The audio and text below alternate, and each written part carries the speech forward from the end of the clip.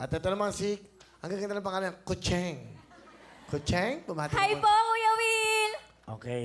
Kucheng, saan ka nag-aaral? Saan? Sa College of Our Lady of Mercy po sa Pulilan.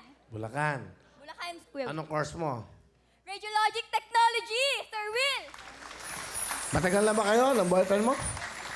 3 years and 4 months po, Kuya Will. Alright. Pakilala mo na. Pinapakilala ko po sa buong mundo ang napakamabait, maintindihin at gwapong-gwapong boyfriend si Julio. Paring Will, sa magandang hapon sa inyong lahat. Sa magandang hapon din sa'yo, ha? Yung mga gusto kong dating, di ba? Relax lang, di ba? Cool na cool. Anong course mo? HRM po.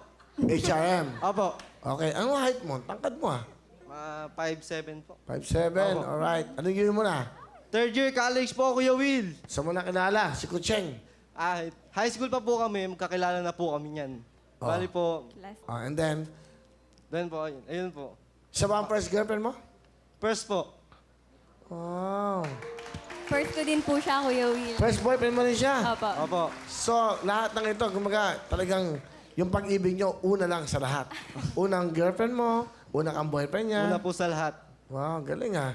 May mga picture siya. Tabi kayo, tabi kayo. Okay. Okay, mga kapitbahay. Tingnan natin. Oh. Cute naman. Wow, palapakan natin po si Kucheng at si Julio. Julio, napakaswerte mo. Opo. Dahil siya ang first girlfriend mo. Di ba? Opo. Ikaw magtuturo sa kanya sa buhay. Kung ano ibig sabihin ng pag-ibig. Ano gusto mong sabihin kay Kucheng? Kucheng, alam mo naman, mahal na mahal kita. Kahit na ganito tayo, palagi tayo mag-intindihan. Ayun. Hindi mawawala yung mga problema. Walang relasyon na perpekto. Lahat sa mga problema, diyan tayo tumitibay. Diyan nagiging mas matatag tayo sa pagmamahalan natin. Ayun, mahal na mahal kita.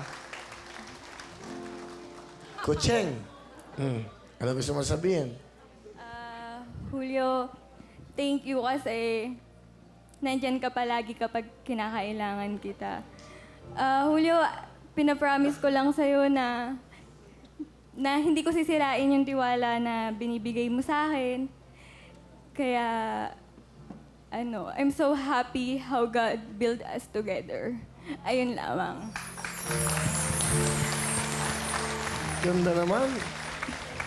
Paring Will, Ay, may pinabibigay lang sa'yo si Mami. sige. Kainom naman.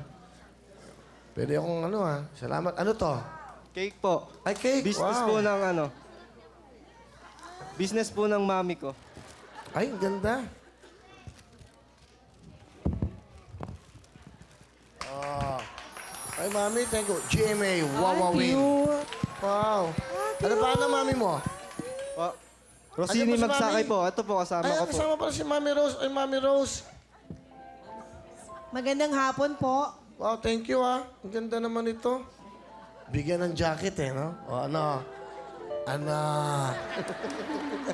Salamat, ha. Salamat. Thank you. Sige. Bigyan mo si nanay ng jacket. Malaki. Salamat po. Ay, mami, ang ganda nito, ha. Oh, di ba? Thank you. Baby. Lagaan ko tong baby. Thank you. Tulog na. Tita. Mami Rose, thank you, ha. Thank you so much. Welcome po. Okay. Pakipadlock sa kwarto. Thank you, ha. Ganda naman, nakakatuwa. Sweet nyo, ha. Yan ang tunay na pagmamahalan. Kucheng, Julio, Mami, meron ba kayong message sa inyo pong anak? Para sa inyong dalawa, wala namang tumututol dun sa relasyon ninyo. Binigay namin yung tiwala sa inyong dalawa. Good luck sa pag-aaral, sa pagmamahalan. Alam ko lahat yung mga pinagdaanan ninyo, pero naging matatag pa rin kayong dalawa. Yun lang. Maging matatag at ipakita natin na tayo kaya nating magmahal hanggang sa makakaya natin. Thank you, Ma'am Rose. Sa mother-in-law mo. Maraming thank you po kasi naging sobrang bait niyo po sa akin na kapag kailangan ko po kayo, nariyan kayo para sa akin.